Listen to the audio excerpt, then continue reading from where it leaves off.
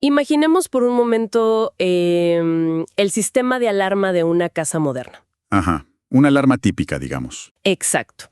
Comienza un incendio en la cocina, el humo sube rápidamente y de repente la sirena principal empieza a sonar a todo volumen. Es un ruido ensordecedor, increíblemente molesto. Ese típico ruido que no te deja pensar con claridad. Así es.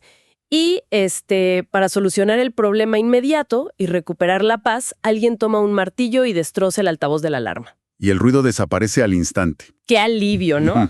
Pero claro, el silencio puede ser reconfortante mientras la casa literalmente se sigue quemando hasta los cimientos de forma silenciosa.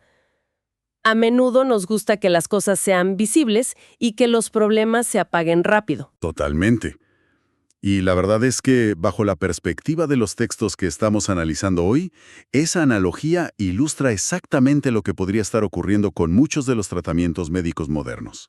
O sea, se silencia la alarma física. Sí, se apaga la alarma física, pero el fuego interno sigue ardiendo. Bienvenidos a un nuevo análisis a fondo, donde tomamos una pila de documentos, investigaciones y notas para, extraer el conocimiento más fascinante. Nuestra misión de hoy es muy particular y se basa en textos médicos y filosóficos de la homeopatía. Específicamente explorando los principios desarrollados históricamente por Konstantin Hering y más recientemente por el profesor George Vithoulkas. Y queremos dejar clarísimo desde el principio para los curiosos que nos acompañan que nuestro objetivo aquí no es tomar partido. No estamos validando estos enfoques frente a otros tratamientos convencionales, para nada. No. Nuestra meta es puramente analítica. Queremos desglosar y comprender la lógica interna de estos textos para explorar sus implicaciones. Y bueno, el núcleo de nuestra exploración de hoy se centra en responder a una pregunta que rompe con muchísimos esquemas tradicionales. Es una pregunta muy contraintuitiva. ¿Qué pasa si la desaparición de un síntoma físico no significa que alguien está mejorando? Sino que en realidad se está enfermando a un nivel mucho más profundo. Exacto. La pregunta es, específicamente, ¿cómo se identifica una supresión en lugar de una curación? Es una pregunta que desafía directamente cómo solemos medir el bienestar, la verdad. Lo que plantean estas fuentes filosóficas y médicas es que la verdadera curación no es un evento aleatorio. Sino que tiene una dirección específica. Así es, un mapa de ruta biológico comprobable. Y advierten, con mucha firmeza por cierto, que confundir la supresión de un síntoma con la curación real puede ser uno de los errores más peligrosos al tratar el organismo humano. Al leer los documentos, algo que resalta de inmediato para intentar entender este concepto de supresión es que Vithoulkas no ve al cuerpo humano como un todo uniforme donde cada tejido vale lo mismo. Claro, no todo tiene el mismo peso. Parece establecer una especie de jerarquía muy estricta, digamos, donde algunas partes son claramente prescindibles frente a otras. ¿Cómo se estructura exactamente esta jerarquía anatómica y energética según los textos? Bueno, es fundamental entender esa estructura para captar el resto de la teoría. Según el modelo de Vithoulkas, el ser humano opera en 3 niveles o planos jerárquicos distintos. En la cima absoluta, o sea, el nivel más crucial de todos, se encuentra el plano mental o espiritual. Ajá. Este es el centro de gravedad del individuo. Está asociado a la concentración, la claridad de pensamiento, la creatividad y, en última instancia, la cordura. Claro, es lo que nos permite funcionar como seres conscientes y conectados con nuestro entorno, ¿no? Exactamente. Y justo debajo de ese, como una segunda capa protectora, tenemos el plano emocional. Que es donde residen nuestros afectos. Sí, y donde podemos experimentar estados como la depresión, la ansiedad extrema, fobias o la irritabilidad crónica. O sea que la mente y las emociones están en la cima de la pirámide de supervivencia. Y luego, en la base de esta estructura, entiendo que se ubica el plano físico. Así es. Bajo la lupa de esta filosofía, el plano físico es el menos vital de los 3, a pesar de que, irónicamente, es el que más solemos notar y por el que más nos preocupamos estéticamente. Claro, lo que se ve frente al espejo. Exacto. Pero la literatura va más allá, porque incluso dentro de lo puramente físico existe otra subjerarquía. ¿A qué te refieres con subjerarquía? Pues a que el cerebro y el corazón son infinitamente más vitales que, por ejemplo, los riñones o el hígado. Y en el último escalón de importancia para la supervivencia encontramos a la piel y las membranas mucosas. Los órganos más externos. Exactamente. Y lo que hace que todo esto funcione de manera coordinada es lo que las fuentes denominan el mecanismo de defensa. Ah, el mecanismo de defensa. Fíjate que el texto lo menciona constantemente. ¿Cómo opera esto en la práctica? Porque no parece referirse solo a los glóbulos blancos persiguiendo bacterias, ¿verdad? No. Va más por el lado de una inteligencia operativa global. Los textos lo describen como una fuerza vital y dinámica.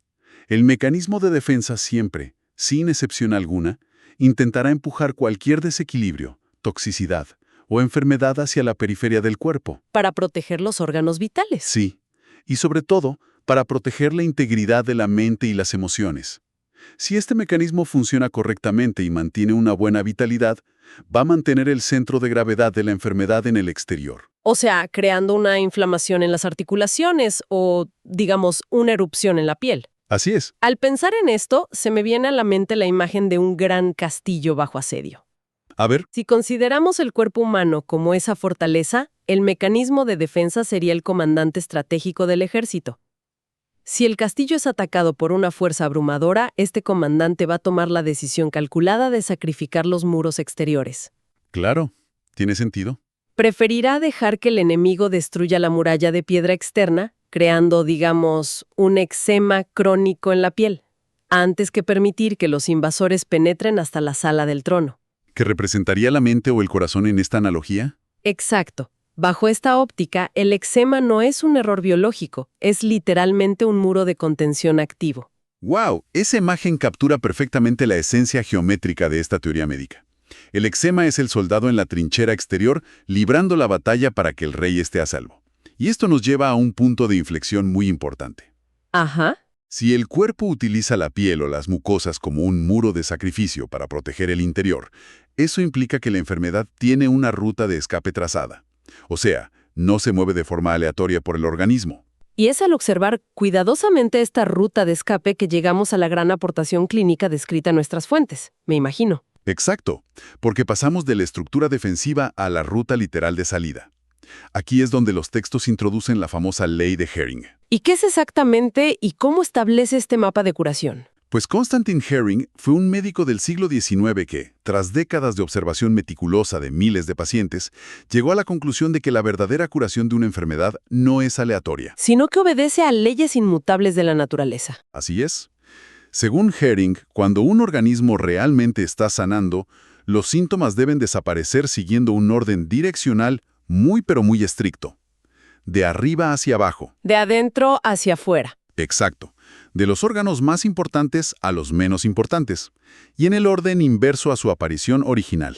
O sea que el corolario fundamental aquí es que la curación profunda siempre comienza con una mejoría en los planos internos. En la mente y las emociones, así es.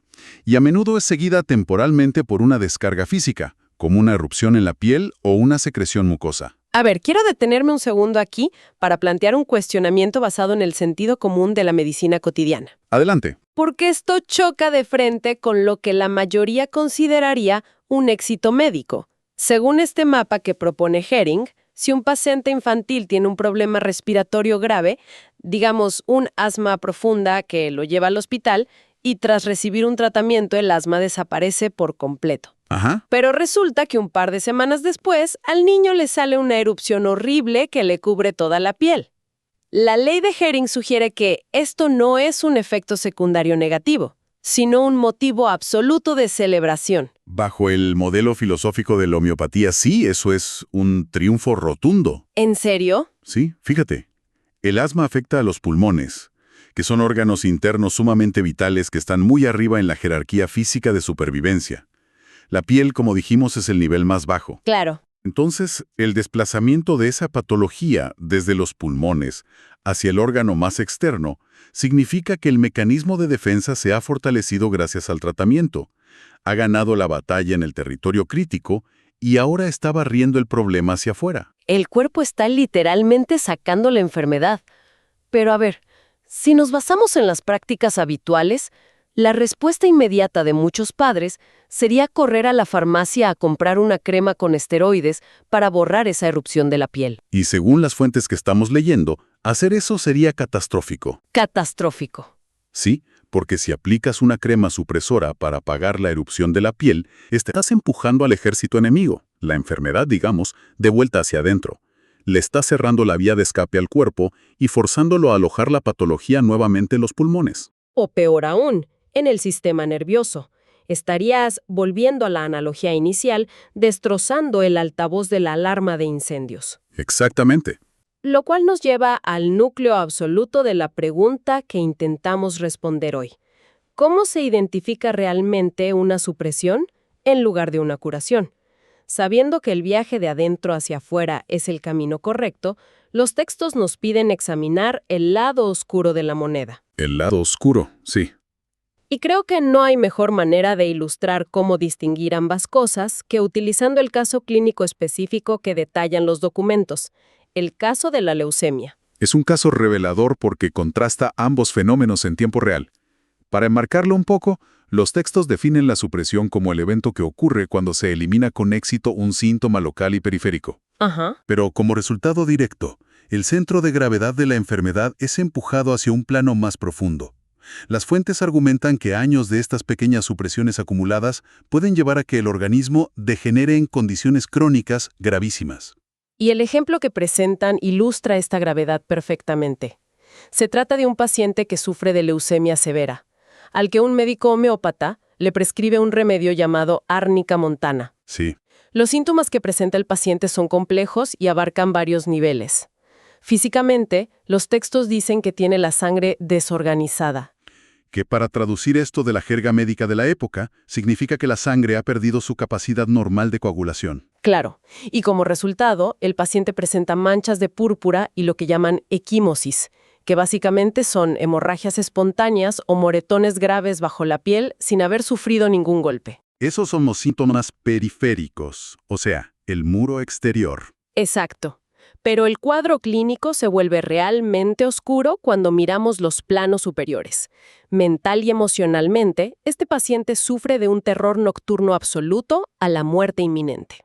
Acompañado de una debilidad profunda, postración y una actitud completamente retraída y apática frente a la vida. Es el retrato de un estado donde la enfermedad ha penetrado agresivamente hasta la sala del trono. El mecanismo de defensa está perdiendo la batalla, claramente ahí. Ahora, una vez que se administra el tratamiento, la tarea del médico es vital. Debe interpretar la reacción del paciente para saber si está ocurriendo una curación real o una supresión peligrosa. Y los textos dividen la evaluación en dos escenarios muy claros basados estrictamente en la ley de Hering. Analicemos el escenario del éxito primero. Digamos, el escenario de curación real. A ver. Según las fuentes, tras tomar el remedio, lo primero que tiene que suceder es una mejoría en los planos internos. El miedo agobiante a la muerte desaparece. La mente del paciente encuentra serenidad repentina, su estado de ánimo se estabiliza y su vitalidad, sus ganas de vivir, pues aumentan notablemente. Y aquí hay un detalle técnico crucial que el texto subraya. Todo este proceso es un éxito médico rotundo, incluso si las temibles manchas físicas en la piel, o sea, las hemorragias, siguen exactamente igual de forma temporal. Sí, y ese incluso sí es de hecho el pilar para identificar la curación. Si la mente está libre de terror y la energía vital vuelve, significa que el mecanismo de defensa ha recuperado el orden desde el centro. Las fuentes son sumamente categóricas en las instrucciones, ¿verdad? Sí. Indican que si ocurre esta mejoría mental y energética, el profesional debe detener inmediatamente cualquier repetición del remedio o tratamiento. El organismo ya encendió el motor correcto. Y está haciendo el trabajo de adentro hacia afuera de forma autónoma. Exacto. Las manchas en la piel, al ser la periferia, serán lo último en sanar. Solo hay que saber esperar. Pero luego, el texto nos confronta con el escenario opuesto, el escenario de la supresión peligrosa. Imaginemos que el paciente vuelve a la consulta una semana después. Las enormes manchas de púrpura en la piel y los moretones espontáneos han desaparecido por completo. Físicamente, a nivel superficial, la piel luce inmaculada y el análisis de sangre superficial parece haber mejorado. Pero al observar al paciente en su totalidad, se nota que tiene aún menos energía que antes.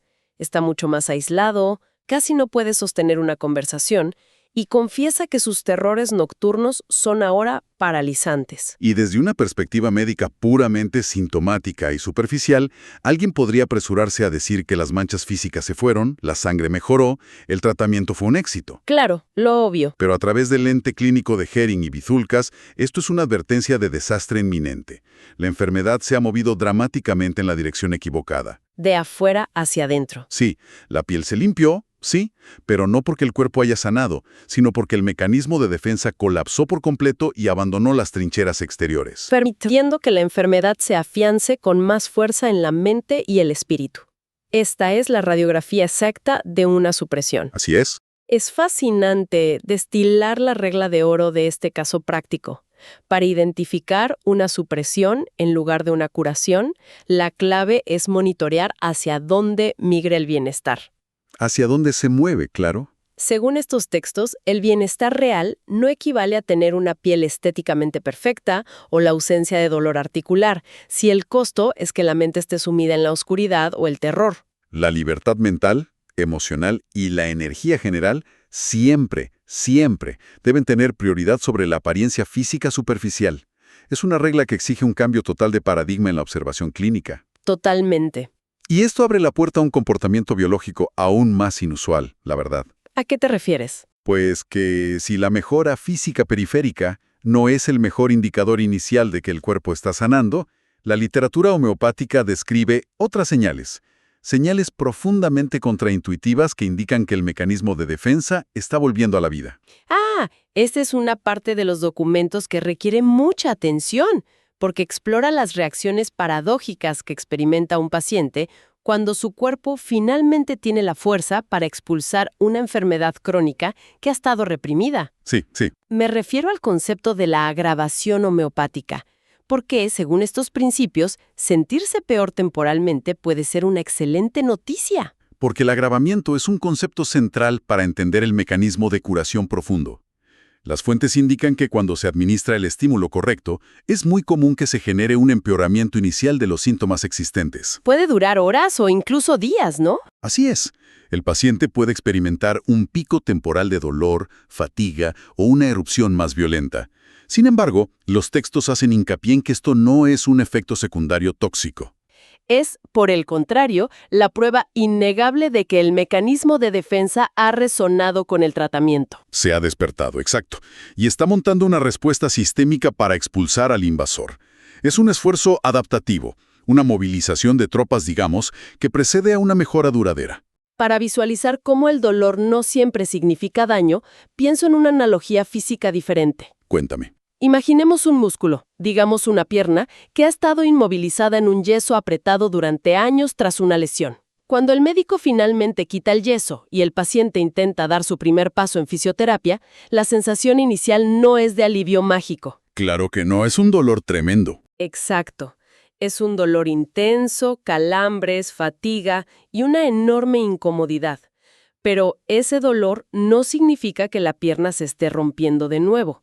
Es simplemente el sistema neurológico despertando y la sangre vital intentando abrirse paso a través de tejidos atrofiados. Claro. La incomodidad y la agravación temporal son de hecho la prueba misma del retorno a la vitalidad. Es un símil muy acertado para ilustrar la mecánica del despertar celular y energético. Y esto se enlaza directamente con otro fenómeno fascinante que documenta a Bizulcas, el retorno de los síntomas antiguos. Los fantasmas del pasado. Exacto. La premisa sugiere que si el mecanismo de defensa fue sometido a supresiones repetidas durante años, con diversas pomadas, pastillas y tratamientos que empujaban los síntomas hacia adentro, Ajá. este sistema guarda en su memoria energética las rutas exactas por las que la enfermedad fue forzada a entrar. Entonces, cuando el organismo recupera la fuerza y comienza a sanar genuinamente, la enfermedad no tiene otra opción que desandar ese mismo camino. Y esto ocurre siguiendo el patrón inverso del que hablábamos, o sea, en orden inverso a su aparición histórica. Precisamente, la literatura sostiene que el cuerpo irá reproduciendo, brevemente claro, enfermedades que el paciente sufrió en el pasado y que creyó haber curado. Por ejemplo, un caso muy citado en estos estudios es el de las fiebres. Supongamos que hay un paciente que sufre de una enfermedad crónica grave y debilitante, Alguien que lleva quizá una década con la vitalidad tan baja que ni siquiera puede levantar una fiebre cuando se resfría. Sí, su sistema ya no reacciona. Exacto. Si durante su tratamiento constitucional este paciente de repente desarrolla una fiebre altísima, repentina y aguda, muy similar a las que solía tener en su juventud. Bueno, bajo una óptica convencional, un familiar podría entrar en pánico, pensando que el paciente ha recaído gravemente. Claro. Pero para un profesional capacitado en leer este mapa de Hering, es una noticia extraordinaria. ¿Por qué? Significa que el sistema inmunológico se está rejuveneciendo desde la raíz. El organismo, que estaba estancado y sin reservas, ha recuperado la energía y la organización suficientes para montar una respuesta inflamatoria aguda. Algo que en su estado de deterioro crónico y supresión severa era biológicamente incapaz de hacer. Así es. De hecho, Vitulcas utiliza un sistema para clasificar a los pacientes en diferentes grupos de salud y documenta que recuperar la capacidad natural de generar fiebre alta significa que el individuo ha saltado drásticamente hacia una categoría superior de salud y resiliencia. ¡Wow! Es un mapa del cuerpo humano completamente distinto al que nos enseñan en la educación básica. Hemos recorrido una geografía biológica, donde la mente es verdaderamente el rey. Las emociones son los consejeros vitales, y la piel es apenas el soldado raso en la frontera. Totalmente. Hemos visto que, según esta filosofía, el proceso de curación profunda a menudo requiere retroceder sobre nuestros propios pasos, aceptando un empeoramiento inicial temporal, como el precio para encender el sistema de defensa, antes de poder dar 2 pasos firmes hacia la recuperación total. En última instancia, estos documentos históricos y filosóficos proponen una reevaluación urgente de cómo interpretamos el lenguaje del cuerpo humano. Argumentan que un síntoma periférico no debe ser visto automáticamente como un enemigo aislado al que hay que aniquilar lo más rápido posible. Sino que a menudo es simplemente un esfuerzo desesperado de adaptación. Sí, y si el enfoque médico se limita a atacar y silenciar las manifestaciones superficiales, sin hacer el esfuerzo de comprender dónde está situado el verdadero centro de gravedad del individuo, se corre el inmenso riesgo de crear un daño estructural crónico. Oculto bajo el espejismo temporal de una cura rápida. Nos invitan a contemplar al ser humano como un ecosistema dinámico, donde una simple erupción en el brazo y un ataque de pánico nocturno pueden estar intrínsecamente conectados por la misma fuerza vital que intenta, a toda costa, mantenernos a flote. Para quienes nos escuchan y nos han acompañado al final de este recorrido analítico, creo que es evidente que el cuerpo tiene sus propias prioridades, inquebrantables. Muy claras. La curación, si ha de ser real y no una mera ilusión cosmética, debe viajar de adentro hacia afuera. Y en ese viaje, la paz mental siempre debe primar sobre la perfección física. Y la supresión, por el contrario, nos engaña. Es romper la alarma y volver a dormir. Permitiendo que el fuego devore las vigas de la casa desde adentro. Y para concluir, creo que estas lecturas dejan un pensamiento provocador para quienes nos escuchan, algo para considerar más allá de la teoría médica pura. A ver, dinos. Vivimos inmersos en una cultura acelerada y definida por la búsqueda de gratificación instantánea. Una sociedad que demanda constantemente la solución más rápida, la pastilla más fuerte o la crema más potente para borrar inmediatamente cualquier dolor que nos frene o cualquier imperfección que nos disguste. Todo con tal de no interrumpir nuestra rutina de producción. Exacto, pero a la luz de las leyes de Hering y del concepto de supresión que hemos desglosado hoy, vale la pena hacernos una pregunta sumamente incómoda por nuestra cuenta. Ajá. ¿Qué pasaría si muchas de las epidemias modernas que presenciamos a nuestro alrededor, los picos históricos y sin precedentes de ansiedad severa, los diagnósticos de depresión clínica paralizante o las tasas de agotamiento mental crónico que saturan el mundo moderno, qué pasaría si no fueran fenómenos completamente aislados? Wow. ¿Cuántos de estos grandes sufrimientos internos podrían ser en realidad el precio altísimo que estamos pagando hoy por haber silenciado tan exitosamente durante décadas esos pequeños y molestos síntomas físicos que nuestro cuerpo intentaba empujar hacia afuera? Es una reflexión muy profunda. Si el mecanismo de defensa siempre intenta arrojar el daño hacia la periferia, hacia la piel, y nosotros pasamos generaciones enteras obligándolo a regresar hacia el interior, quizás sea el momento de dejar de martillar obsesivamente la alarma de humo y empezar a prestar mucha más atención a dónde se originó realmente el fuego.